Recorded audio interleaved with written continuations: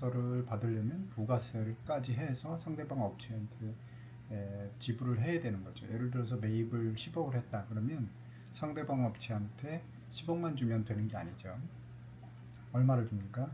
과세 사업장이라면, 과세 현장이라면 11억 원을 주겠죠. 근데 그 1억 원은 언제 부가세 신고 때 공제받는 게 원칙이죠. 그래서 부가세를 줄이는 역할을 하는데, 만약에 그 1억 원을 줬음에도 불구하고 이 1억 원을 공제를 부가세 신고 때 받을 수 없는 경우가 있다면 억울하다고 느낄 수 있지만 세법상은 정책적으로 부가세를 공제하지 않는 경우들이 있다.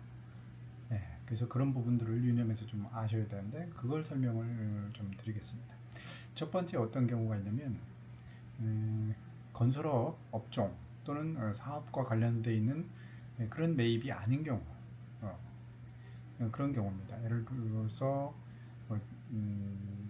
주주 등이라든가 또 주주들이라든가 이런 부분들을 위해서 사용하는 경우가 있다. 그러면 그것은 사업 관련성이 없다고 봐서, 왜냐하면 주주는 투자자의 입장이니까 사업을 직접 하는 주체가 아니잖아요. 그들에게 지급된 그들이 사용한 부분들, 이 부분들에 대한 매입세액은 공제하지 않습니다.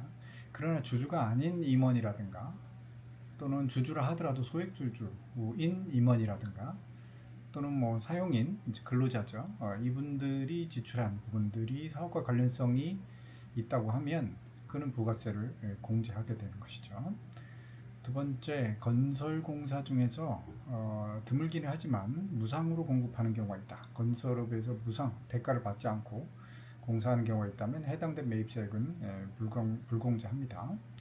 그 다음에 여러 차례 말씀드렸듯이 면세 현장에서의 매입, 면세 현장에서 건설 자재를 구입했다든가 하면 해당된 건설 자재에 지불했던 부가세, 그 부분, 예를 들어서 3억의 건설 자재를 구입했다 하면 3억 3천을 준다고 그랬죠. 건설 자재 업체한테. 그래서 그 3천만 원은 주기는 하지만 부가세 신고 때 공제되는 부분은 아니다. 왜냐하면 해당 현장이 부가세 면세 현장, 국민주택 규모 이하의 그 건설을 제공하는 용역 현장이기 때문에 그렇다라고 했죠. 그럴 때는 그런 부가세는 어떻게 한다고 했습니까? 어딘가 좀 손해를 받는 느낌이 있으니까 만약에 우리 회사가 하도급 업체라면 원청에게, 우리 회사가 원청이라면 발주자에게 부가세 보전 약정 이런 부분들이 이제 관행적으로 이루어지는데, 실제로는 합리적인 것은 그 원가에다가 가산을 해서 아예 원가 자체를 높이는, 3천만 원 못 받는 부분을, 예를 들어서 전체가 10억짜리 현장이라 그러면 물론 11억을 받겠지만은 11억 부가세까지 받긴 하겠지만, 그게 만약에 면세 현장이라면 10억만 받겠죠. 어쨌든 10억을 받아야 되지만 만약에 매입이 3억이다. 그 건설 자재에 대한 매입이 3억이고 3억 3천이 나간다고 그랬죠. 돈은 그 3천만 원은 공제를 받지 못한다 라고 할 때는 우리가 상대방 업체한테 얼마를 매출의 원가로 하느냐, 10억 3천을 매출로 해서 이제 계산서를 발행하는 그런 구조, 3천을 원가에다가 가산하는 그런 구조가 합리적이라고 했습니다. 또 마지막으로 매입세액을 지불했지만 공제가 되지 않는 경우는 토지 관련해서 세금 계산서를 받는 경우죠. 토지 관련한 뭐 중개 수수료등 토지를 취득하기 위해서 토지를 이제 형지를 변경한다든가 공장 부지라든가 택지를 조성한다든가 또는 뭐 토지의 환경 영향 평가를 하는 데 있어서 자문 수수료라든가 뭐 토지에 임차인이 있다면 임차인의 명의 이전, 임야의 대지 조성, 인허가 조건의 진입, 여러 가지 있습니다. 해당되는 그 토지 관련한 부가세는 공제하지 않는다. 이런 얘기죠. 토지 관련해서 주의하실 것은 건물이 이미 설치되어 있는 경우, 건물이 설치되어 있고 건물을 철거하고 그 토지를 사용하는 경우, 이런 것은 단순히 토지만을 사용하는 경우, 토지만을 사용하는 경우에 해당되는 건물의 철거 용역, 요거는 불공제하는 경우도 있습니다. 그래서 그 이슈가 좀 있는데 조금 이따가 구체적으로 좀 살펴보도록 하겠습니다. 그 다음에 우리가 산지 정용 허가를 받기 위한 용역들 이런 부분들도 사실은 부가세 토지 취득 관련이라고 보기는 좀 힘들죠. 그래서 이 부분은 예외적으로 산지 전용 허가다. 그러면 토지 취득하는 부분은 아니니까 토지의 자본적 지출이라기보다는 매입세액을 공제한다라는 예외적인 경우도 있습니다. 그래서 토지 관련인지 아닌지 이 부분들 좀 구분해서 체크해 볼 필요가 있다는 거죠. 그래서 대표적으로는 보통은 택지 조성하라든가 부지 조성, 토지 설계라든가 뭐 절토라든가 성토, 또 토지 취득 수수료 뭐 이런 부분들은 토지 취득 비용이기 때문에 자본적 지출로 부가세에 해당되는 토지에 대해서 해당되는 토지에 관련된 공사에 대해서 세금 계산서를 받죠.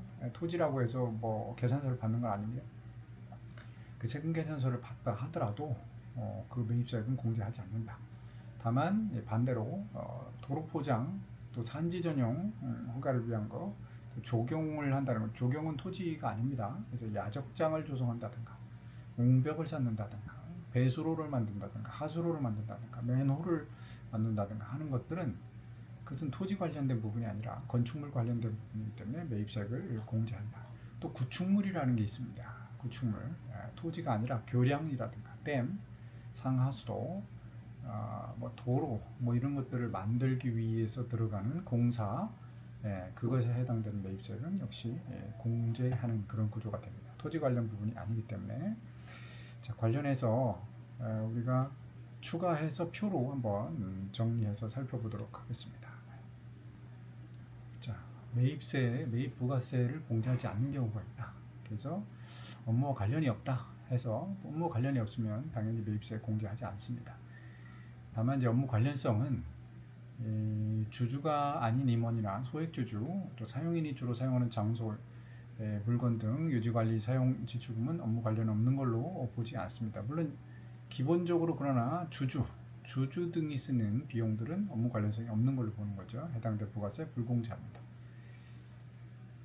자, 토지 관련한 비용들인데 토지 관련 비용들 이런 부분들 있죠. 중개수수료, 형질 변경, 택지 조성, 환경 영향 평가, 금융자문 수수료 이 부분들 토지 관련으로 봅니다. 토지 관련한 금융자문 수수료, 명의 이전, 대지 조성, 허가 조건 후 진입도로 건설 비용. 특별히 이제 토지 인허가 받기 위해서는 진입도로가 있어야 건축물을 세울 수 있거든요. 그래서 인허가 조건이라면 토지 관련으로 본다는 거. 그래서 부가세 불공제, 옹벽 뭐 이런 부분들은 불공제합니다.